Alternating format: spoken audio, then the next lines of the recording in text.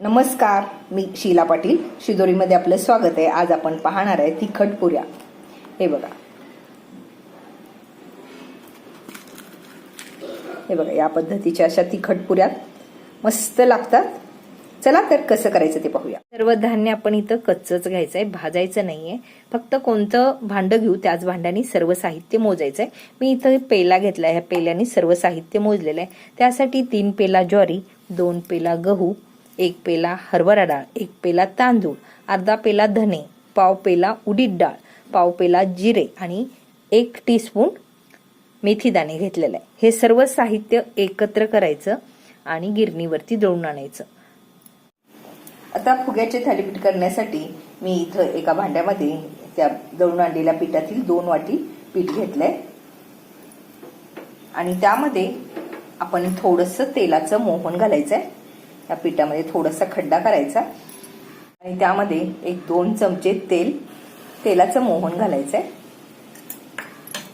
चमच्याने सगळं एकत्र करायचं आणि तेल पिठाला पूर्ण चोळून घ्यायचं. आता त्यामध्ये 1 चमचा ओवा, तिखट आपल्या आवडीनुसार घ्यायचंय, चवीनुसार मीठ, कोथिंबीर, हळद, 1 चमचा तीळ आणि लसूण हे सर्व साहित्य त्यामध्ये एकत्र करायचंय. आणि खमंगपणा येण्यासाठी मी इथं हिंगडी थोडा वेळ गरम पाण्यामध्ये भिजवत ठेवलेलं. हिंगडीचा खडा असेल तर चव अधिक छान येते. जर तुमच्याकडे हिंगडीचा खडा नसेल तर हिंगपूड सुद्धा वापरू शकता. हे यामध्ये घालायचं, सर्व पिठाला चोळून घ्यायचं आणि गरज लागेल तसं कोमट पाण्याने हे मळून घ्यायचं. आपल्याला ज्वारीचं पीठ असल्यामुळं कोमट पाण्याने मळलं की त्याला चिकटपणा येतो. त्या पद्धतीचं असं घट्ट कणिक मळून घ्यायचं. आता तिखट पुऱ्या करण्यासाठी त्यातलं थोडंसं कणिक घ्यायचं, हाताने छानसं घोटून घ्यायचं. या पद्धतीनं घोटून घ्यायचं. पोळपाटवरती 1 प्लॅस्टिक अंथरून घ्यायचं, थोडंसं तेलाचा हात लावायचा आणि हलक्या हाताने हे थापून घ्यायचं. थोडंसं जाडसरच थाटायचं, जास्त पातळ नाही करायचं. हे बघा, या पद्धतीनं करून घ्यायचं. गॅसवरती 1 कढई तापवायला ठेवायची, त्यामध्ये तेल घालायचं. तेल थोडंसं तापू द्यायचं. तेल तापल्यानंतर त्यामध्ये थालीपीठ सोडायचं.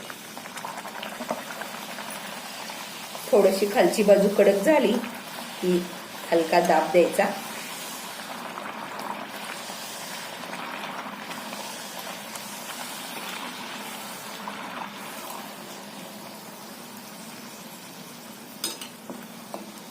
खालची बाजू पण कडक करून घ्यायचं.